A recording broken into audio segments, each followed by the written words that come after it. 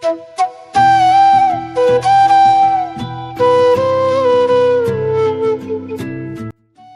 আমার প্রিয় বন্ধুরা, তোমরা সকলে কেমন আছো? আশা করছি সকলে ভালো আছো, সুস্থ আছো।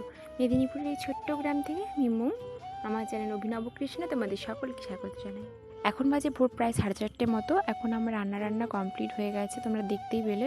তো সকাল সকাল উঠে রান্নাবান্না করছি, কারণ বর্মশাসে চলে যাবে ডিউটি, তার জন্য ওকে খাবার দিয়ে দেবো বলে ওর জন্য সব গুছিয়ে গাছিয়ে দিচ্ছি।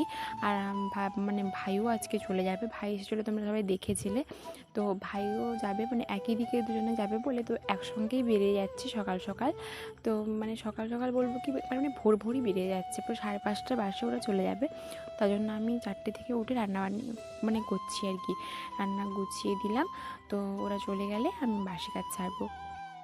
দেখো ওদেরকে সব গুছিয়ে দিলাম, ওরা তো সবাই বেরিয়ে গেল চা খেয়ে। তো আর কিছু খেলো না, সকাল সকাল আর কি খাবে, চা খেয়েই বেরিয়ে যাচ্ছে। তো দেখো এই যে রাস্তার দুপাশে দেখো, তোমাদেরকে কিছুদিন আগে দেখিয়েছিলাম না, ধান গাছ একেবারে ভর্তি ছিল। আর এখন দেখো সব ধান প্রায় কাটা হয়ে আসছে, পুরো মাঠ প্রায় ফাঁকাই হয়ে আসছে। 2-1 দিনের মধ্যে পুরো মাঠটাই ফাঁকা হয়ে যাবে। তো দেখো ওরা বেরিয়ে পড়েছে। আর দেখো আমাদের বাবাও কিন্তু যাচ্ছে ওদেরকে ছাড়তে, ওর বাবার কোলে হয়েই যাচ্ছে। তো দেখো কেমন বাবা ওরা যাওয়ার সময় হয়ে গেছে, কিছুটা রাস্তা তো আমরা এগিয়ে দিতেই যাই, তোমরা জানো।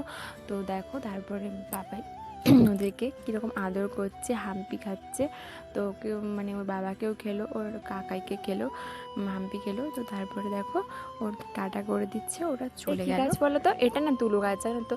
এটা হলো কাপাস তুলোর গাছ, আমরা এটাকে কাপাস তুলোর গাছ বলি। এটা দিয়ে সন্ধ্যা দেওয়া হয়। এই তুলোটা একটু একটু সেই ফুলের মতো হয়ে একটু ফল টাইপের হয়, ওর ভেতরেই না ওটা পেকে গেলে এরকম ফেটে যায়, তো দেখতে পাচ্ছ তোমরা সাদা হয়ে যায়। তো ওটা তুলো, তো ওটাকে বের করে রাখি। তো ওটা সারা বছর সন্ধ্যা দিতে আমাদের কাজে লাগে। তো সন্ধ্যা বাতি যে হয়, তো বাতি দিতে আমাদের কাজে লাগে, এটা তুলোর গাছ। তো এদিকে আমি তুলো তুলছি, আর ওইদিকে বাবা চলে এসছে ধান নিয়ে। তো আমার বাবার বাড়িতে বাবার টিলার গাড়ি আছে, তো ওতে করে ধান নিয়ে আসছে আমার বাবা। আর আমার শ্বশুরমশাই দেখো গাড়িটা ভেতরের দিকে কীভাবে ঢুকবে বলে দিচ্ছে। তো বাবা গাড়ি নিয়ে এসছে। তারপরে দেখো বাবা গাড়ির থেকে ধানগুলো না নামিয়ে চলে গেল, বাবার কাজ ছিল। তো বাবাকে বলেছি যে দুপুরের দিকে খেতে আসতে। আর ওই ধানের বিড়াগুলো আমি আর আমার শ্বশুরমশাই মিলে দুজনাই মিলে গুছিয়ে নিচ্ছি। দেখো ওগুলোকে তো গুছিয়ে রাখতে হবে, না হলে বৃষ্টি হলে ওগুলো ভিজে যাবে।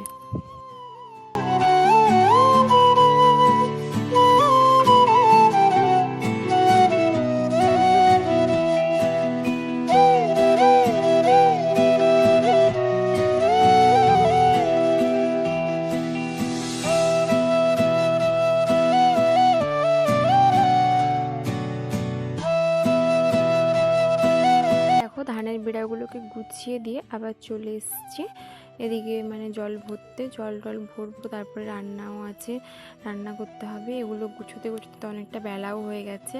তো আজকে তেমন কোনো সবজি তো বাড়িতে ছিল না, তো তার জন্য দেখো বাগানে যাব আমি শাক তুলতে, কিছু নোটে শাক তুলে নেব, ওইগুলো দিয়ে একটা তরকারি রান্না করব। আর না বাড়িতে একটা খুব মিষ্টি কুমড়ো রয়েছে, অনেক দিন ধরে রয়েছে পাকা কুমড়োটা, ওটা কাটা হয়নি, ওটা ভাবছি কাটবো। আর একটু মাছ নেওয়া হয়েছে এখানে, মাছ বিক্রি করতে আসে বাড়ি বাড়ি, তো ওখান থেকে একটা মাছ নেওয়া হয়েছে, ছোট্ট মাছ। তো ওই মাছটার একটা তরকারি হবে। তো বাবা যেহেতু খেতে আসবে তার জন্যে মাছটা নেওয়া হলো। জল ভরে দিয়ে ওই যে শাক তুলে নিয়ে চলে এসেছি এখানে সবজি কাটতে, সবজিগুলো কেটে নিচ্ছি। আর একটা যে মিষ্টি কুমড়ো রয়েছে বলেছিলাম, ওইটা দিয়ে মাছ দিয়ে, আর ভেন্ডি রয়েছে, ভেন্ডি দিয়ে একটা টক করব আম দিয়ে, পাতলা একটা টক হবে। কেননা ঝোল ঝাল তো এই গরমে এমনিতেই রুচি নেই মুখে, তার উপর ঝোল ঝাল ওগুলো তো আর মুখে লাগেই না খেতে। এই যে অসহ্য গরম পড়েছে, এতে তো টকটাই একটু মুখে রুচি আনে। তারপর দেখো এই মিষ্টি কুমড়োটা কাটছি, মিষ্টি কুমড়োটা কত সুন্দর, কত লাল, আর বেশ বড় ছিল এটা, বেশ ভালো, খুব মিষ্টি ছিল মিষ্টি কুমড়োটা।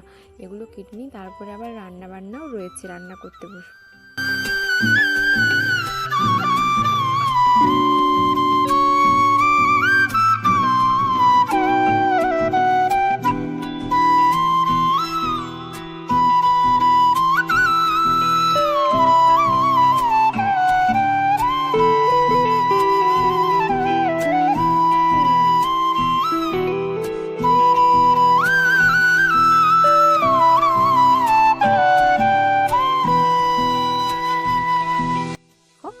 সবজিগুলো কেটে রেখে মিষ্টি কুমড়োটা কেটে দিয়ে ওর যে বীজগুলো ছিল না ওগুলো না রোদে শুকনো করতে দিয়ে মানে যাব। কেন বলো তো, ওর বীজগুলো না খাওয়া হয়, ভেজে খেলে না কি সুন্দর লাগে, চিপসের মতো লাগে, চিপসের থেকেও ভালো লাগে, আমার দারুণ লাগে খেতে।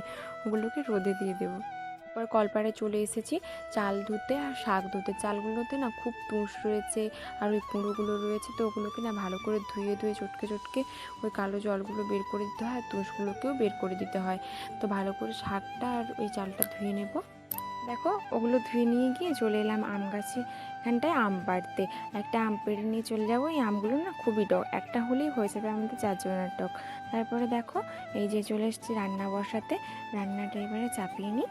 এই গরমে আর বেশি কিছু রান্না করব না, পটল ভাজবো, আলু ভাজবো, আর একটা ওই সবজি হবে শাক টাক দিয়ে, আর ওই মাছের টক, ব্যাস, আর কিছুই করব না, এগুলোই রান্না করব।